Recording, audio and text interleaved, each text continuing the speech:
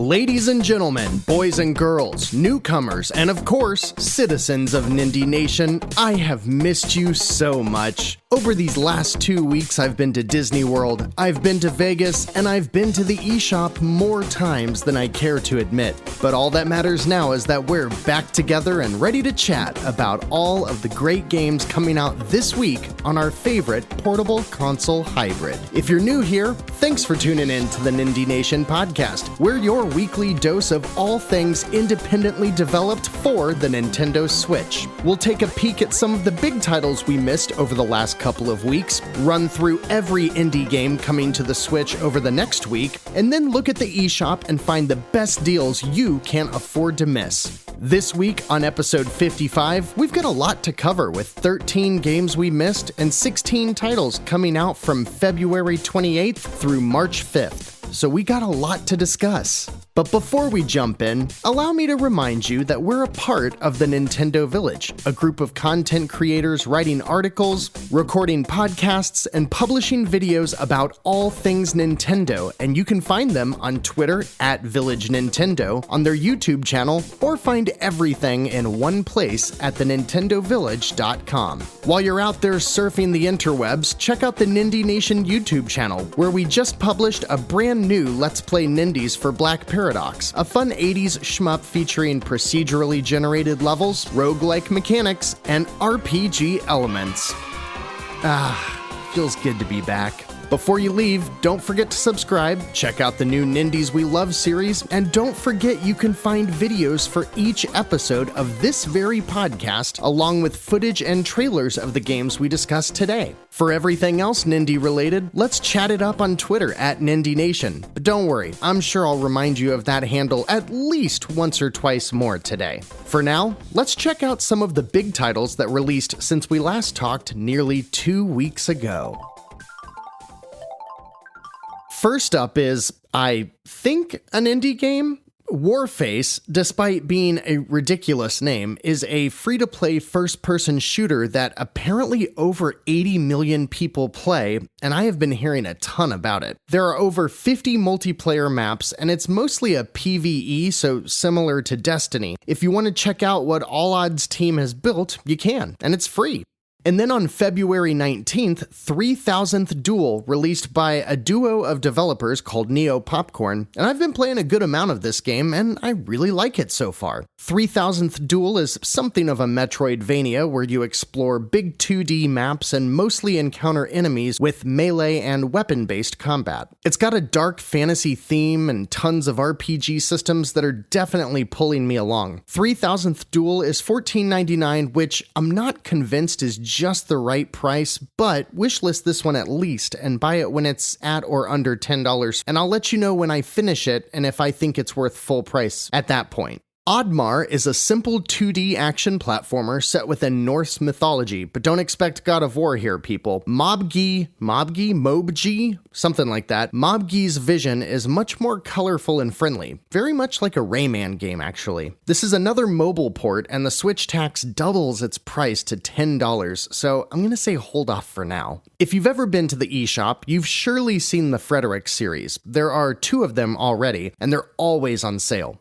Basically, they're humorous rhythm games about Frédéric Chopin's dreams where everyone's like a futuristic cyberpunk alien robot. I don't know. I've always been curious about these games, but I've never actually pulled the trigger, most likely because they hail from Forever Entertainment, and I usually don't trust their titles, although I've been coming around on them recently. They just released a 3rd one, and Frederick 3 is already on sale for $6.69.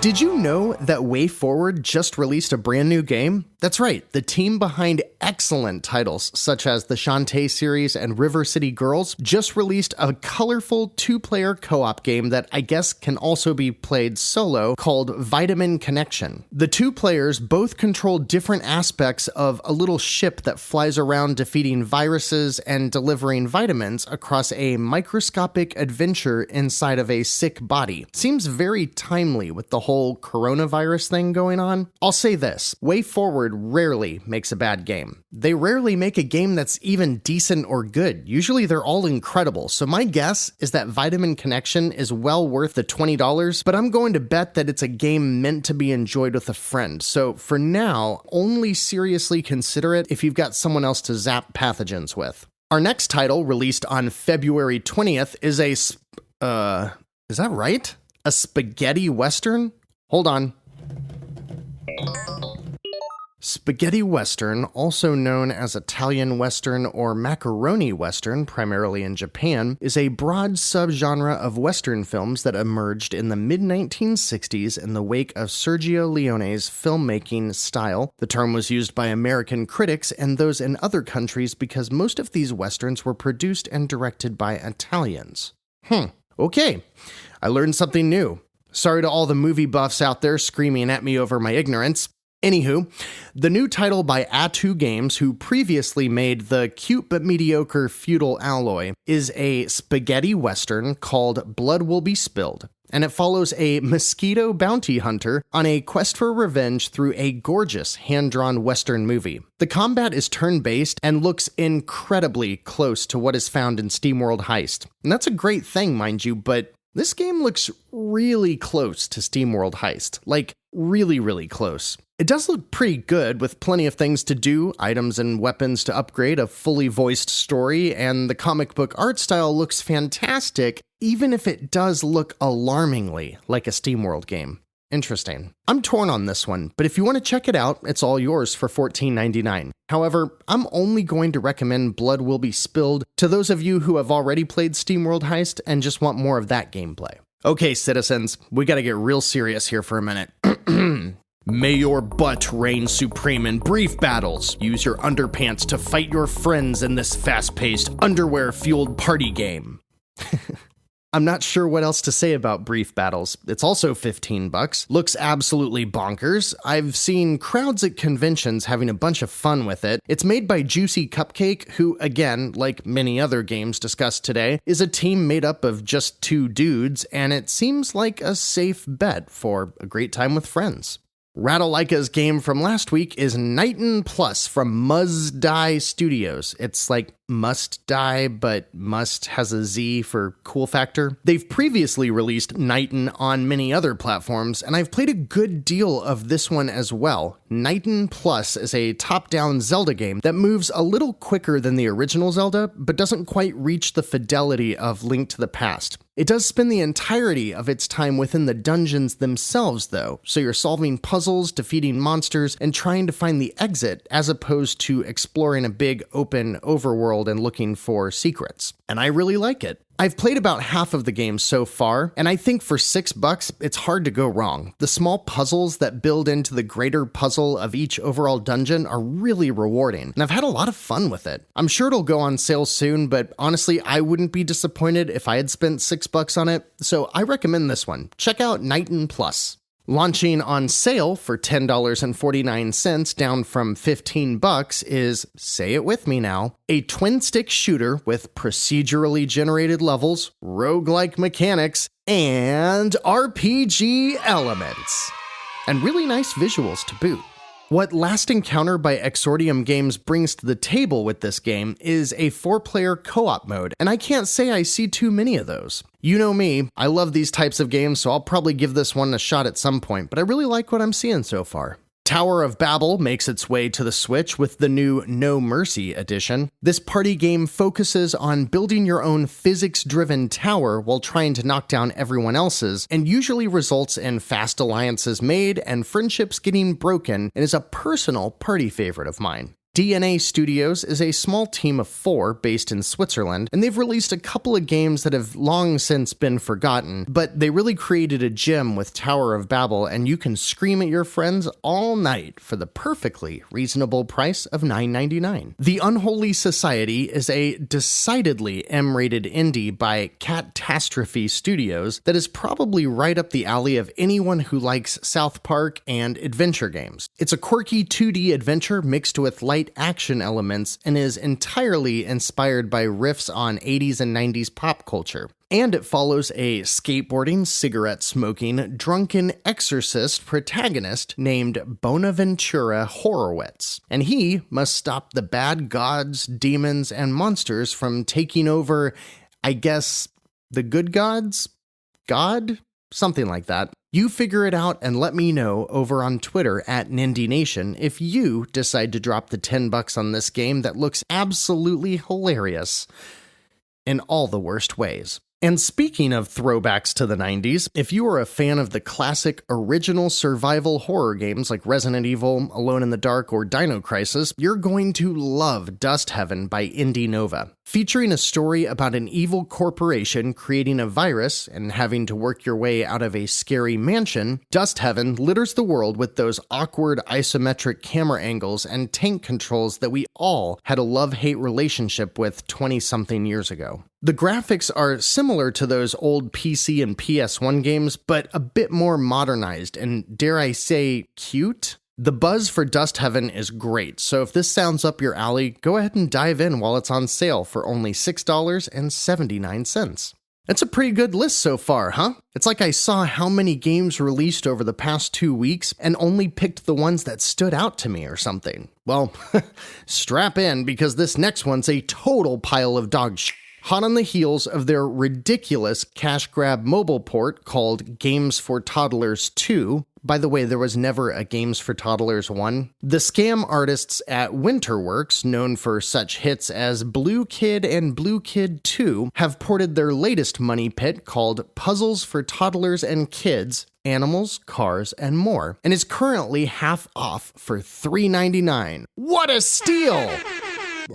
It's basically just puzzle pieces that you slide around on the touchscreen, and it doesn't even support the Switch's buttons or sticks, so it can only be played in handheld mode. Look, I get it, I guess. I have a toddler and he plays crap like this on his Kindle Fire all the time, but come on. It just seems like a bad idea to let your drooling, germ-infested toddler poke around all over your Switch when this is clearly a game that works just fine for mobile devices. Honestly, it makes me a little sad that the last one sold so much that it warranted porting the sequel. I will admit though, I'm just a bit tempted to put this title in front of my toddler and make a Let's Play, but then again, I'd just be making myself part of the problem. Phew! And that's only the games I thought were worth talking about. Except that last one, of course. That thing is just in there so that I could bash it for existing. And we've got a couple of those coming up this week, but mostly, there's a great week ahead of us from February 28th through March 5th, with 16 releases, including a couple of long-anticipated titles from past Nindie Directs. So let's take a look at what's coming to the eShop this week.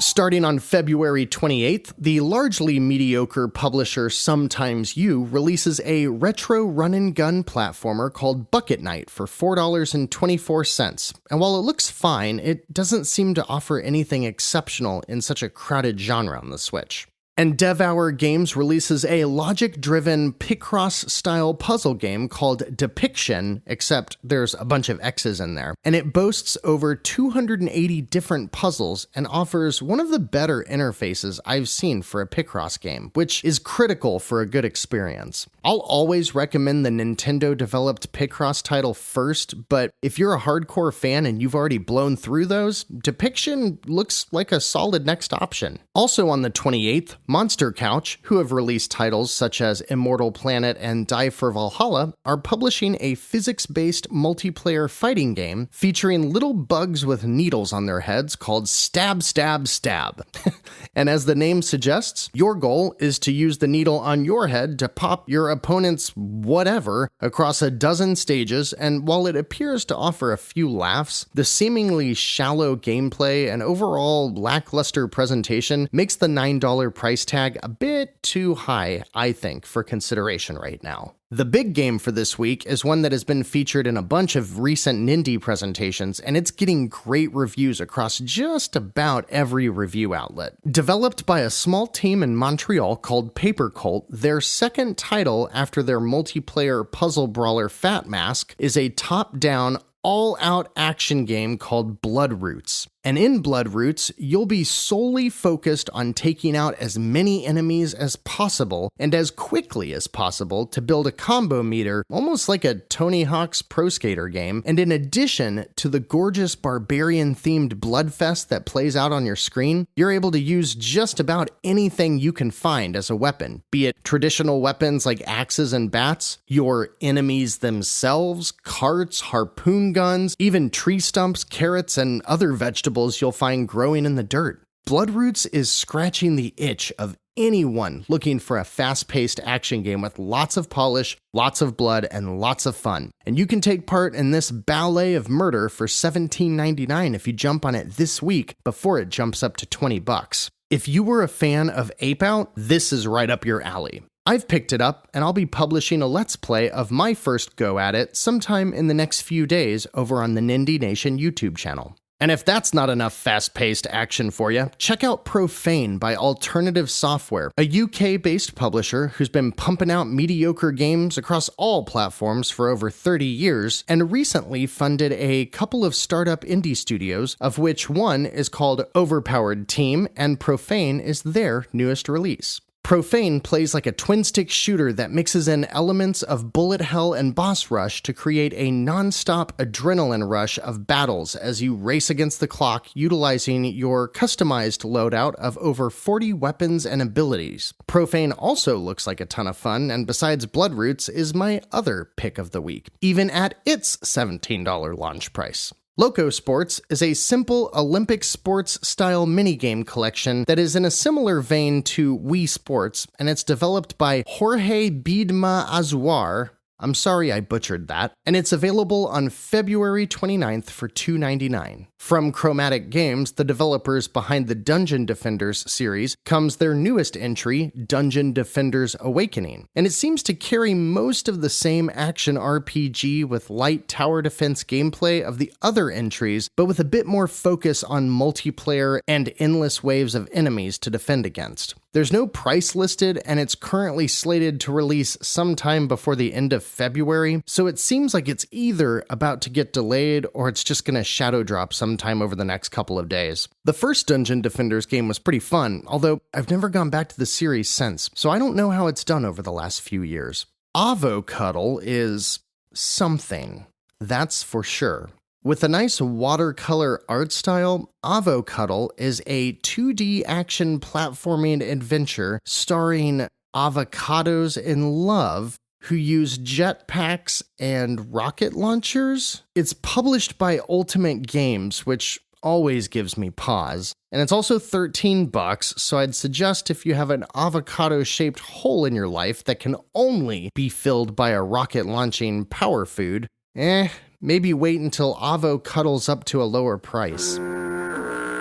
Yikes, that was bad. And I guess we've reached that segment of the show, as this next game, self-published and developed by Manolitis Emilotis Nikolaos, I'm sorry again, is a minimalistic puzzle platformer about a bouncy ball, and it's called I Am Ball, and I Am Ball is $5. This next one looks like a good time, though. We've got a good selection of multiplayer picks this week, but I think this one stands out. A 2D multiplayer dogfighting game called Baron, Fur is Gonna Fly, takes a bunch of farm animals, puts them in World War II style airplanes, and pits up to 8 characters at once against each other in the sky to see who can be the last one standing. It's made by DM Games and published by Dog Melon Games, neither of which I think I've seen on the eShop before, but their game doesn't look too shabby. It's a shame then that it launches for $20. That said, it is exactly $20 even, and usually for whatever reason, the games that are priced like that end up seeing significant discounts pretty quickly. So if you're interested, and I think you should be, put Baron, Fur is Gonna Fly on your wish list. And side note, wouldn't it be great if the eShop gave us different wish lists to make? Like, here's my wish list of all of the multiplayer games I want to play, here's the wish list of all of the adventure games I want to play, and here's the wish list of all of the procedurally generated twin-stick shooters with RPG mechanics and roguelike elements. It's sad that I can do that as automatic as sneezing by now. Ibb and Obb is a clever co-op puzzle game that originally released way back in 2013 on the PS3 and Xbox 360, and it was at one time either free or super cheap on PlayStation Plus because I own it and I've spent a little bit of time with it. It's essentially 2D levels with puzzles that require both players to solve, but the catch here is that there is a horizontal line going through the level, and there's one player on each side of it, with the player on bottom being in, I guess, an upside-down world. This one will definitely cook your noodle, but the developer Sparpweed made a game here that just might be worth checking out if you've already blown through all of the other 2D co-op puzzle platformers on the Switch. It's $12.69, which I think is a bit too much with how old it is, so just like Baron before, throw Ibb and Obb on your wish list and save it for a rainy day. And on March 5th, the greedy crew at Kairosoft have officially run out of ideas to wrap around their time-wasting simulators, so this week's $14 turd farm is actually built around, I guess, the world of Kairosoft? It's called Kairobotica, but it's the exact same game they've always released, probably 30 times now at least. And if being gone for 2 weeks makes this at all worth repeating, don't buy Kairosoft games. And Retroid Interactive, a Swedish port studio, brings a solid puzzle platformer to the Switch for $15 called Wonderling, and the premise is adorable. It centers around a low-level video game bad guy, like a Goomba, who somehow learns how to jump and sets off on his own 16-bit adventure. I like that. It's endearing. And the game looks cute. $15 is way too much, but you know the drill here. Just wait for a sale. The team behind the Zen Chess series is back at it again with Cubite Interactive this week to release a chess-inspired puzzle game called Unlock the King. And like their other titles, it's meant to be relaxing while also challenging your brain meat a little. And it's only 49 cents. It's hard not to recommend. Although there's a lot of crap on the Switch for under 49 cents, so I take that back. Have you ever seen those internet videos where it's a bunch of stuff meant to be oddly satisfying until it goes horribly wrong? Think like, I don't know, someone perfectly spreading peanut butter on a slice of bread, and then at the very last second, they completely fuck it up, leaving a crummy, sticky mess everywhere. It's like that, but Team Halfbeard made a puzzle game out of a bunch of those scenarios and called it Dude Stop, which is awesome. To understand it anymore, you're probably going to have to watch a video, which you can if you're watching this podcast right now on YouTube. Unfortunately, like so many others this week, Dude Stop is $15, which is just too much, I think. But also, like many others this week, I'm sure it'll be a fraction of that price within a month. And finally, one of the games that received a good deal of attention during December's Indie World presentation is releasing on March 5th. Murder by Numbers is a 90s-themed game by Mediatonic, who already released the bizarre but beloved Hatoful Boyfriend and is currently hard at work on Gears Pop for Microsoft. In Murder by Numbers, you'll spend your time equally between traditional whodunit adventure game stuff and a variety of puzzles, all to the beat of a soundtrack created by the composer from Phoenix Wright and Beautiful Joe. Murder by Numbers is likely this quarter's adventure game to get for the Switch, and it's only $13.49 this week, so pick it up now before it bumps up to its regular $15 price. And we're all caught up. That's 29 games between the notable Nindies from the past 2 weeks and everything releasing until next week's episode. I picked up Bloodroots, and I am so head over heels in love with it, I can't see myself having time to play anything else, but there's all kinds of great stuff this week. What are you picking up? Let me know on Twitter @NindieNation, and I'll throw one of you a code for a new or upcoming Nindie. Which one will it be? I don't know. I haven't decided yet, but I promise you I will do it. But we're not done yet. Oh no. No. We've got deals to discuss. With 468 games currently discounted and 147 brand new deals, there is no time to waste. So let's head on over to the eShop and find us something pretty.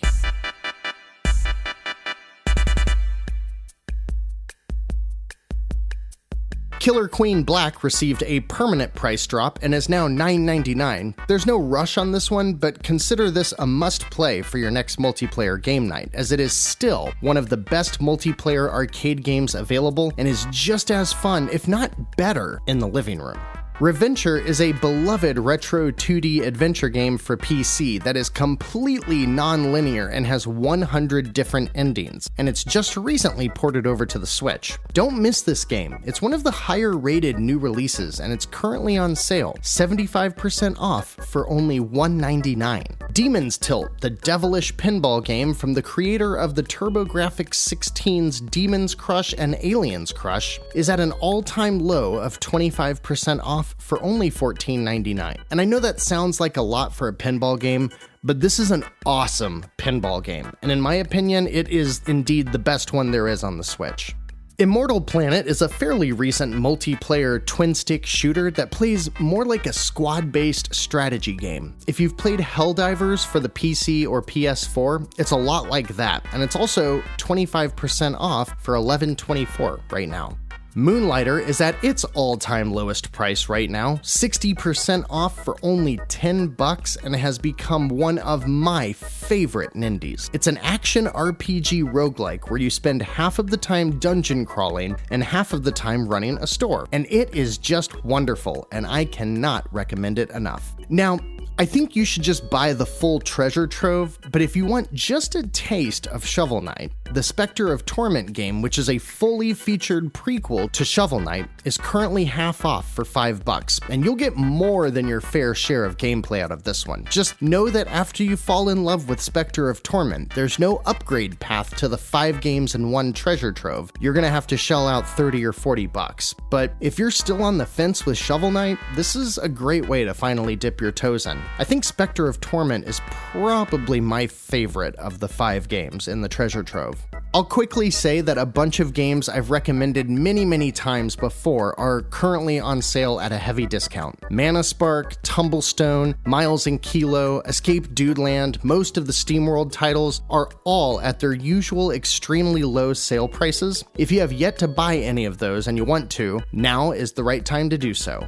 Cat Quest is currently 70% off for only $3.89, but only until March 2nd, so act fast if you want a really fun for all ages action RPG that is simple to pick up and really addictive throughout the 5 or so hour adventure. Also, there are cat puns. Lots and lots of cat puns. Battle Princess Madeline and Mabel in the Wood are both 60% off for $7.99 and $5.99 respectively, but you'd already know that if you followed me on Twitter at Nindie Nation. Both are excellent side-scrolling action games, but Battle Princess Madeline, the more difficult one of the two, is also only on sale until March 2nd. And finally, Flipping Death is 75% off for only $4.99, and this is one I think everyone should try out. It is a highly rated 2.5D platformer that looks like a Tim Burton animated film with some sort of comedically nightmarish visual style that is wholly unique. The gameplay is a mix of platforming and puzzle solving by flipping between the land of the dead and living, as well as taking over the bodies of unsuspecting victims. It's a really cool game. Just know that it takes like a half hour to really get going, so before you sit down to play it for the first time, please make sure you dedicate just a little bit of time to it so that you're able to get through the intro section, because it is a great game. And after you're done shopping, downloading, and playing all these new eShop games, let me know what you think of them and if you found anything else worth sharing. Where, you ask? On Twitter, of course. That's where you can find us at Nindie Nation. We're always tweeting about exciting Nindie news, and if you follow us, you won't miss a massive Nindie discount ever again. Trust me, your backlog will thank you. Is it just me, or did we have 2 major themes this week? Games that were $15 that really should probably have been like $3 to $7, and games that were made by a studio of just 2 dudes. I feel like I said both of those things a lot. Anyways, if you want more Nindie goodness, you can find the Nindie Nation podcast on YouTube, complete with game trailers and other indie footage. And while you're there, be sure to check out the brand new Let's Play Nindies video featuring Black Paradox, an awesome 80s inspired shoot 'em up, and the newest entry in our Nindies We Love series featuring some of the most most exciting Nindies releasing this year that probably aren't yet on your radar. Oh, and in the next couple of days, look for yet another Let's Play Nindies video for Bloodroots. I've already recorded it, and I think it's going to be a good one. But if you've already had your fill of indie games, how dare you, by the way, head on over to the Nintendo Village to check out their weekly shows, their daily articles, their YouTube series, and reviews for everything under the Nintendo sun. And you can find everything they make at thenintendovillage.com. Nindie Nation is brought to you by the Nintendo Village, and we thank and love them for it. That felt good. I missed you all these past 2 weeks. I'm sitting here about to tell you that I've got a great list of upcoming titles to discuss next week, but honestly, it looks like a little bit of a show right now. But that's okay, because that makes for some of the best bits here on Nindie Nation, and I can't wait to check them all out with you. Until next week, I'm Jeff. This has been Nindie Nation episode 55. And whether you're looking for a bunch of games to put on your wish list, something completely new and unique to play, or an indie gem that will take you back to the days of retro gaming utopia, know that here at Nindie Nation, we'll have just what you need to keep your Joy-Cons synced.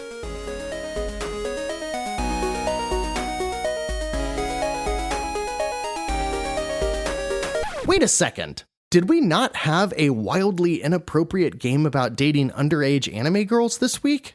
Whoa, that's crazy. I'm not sure what I need to do with this revelation. I need to go lie down or something.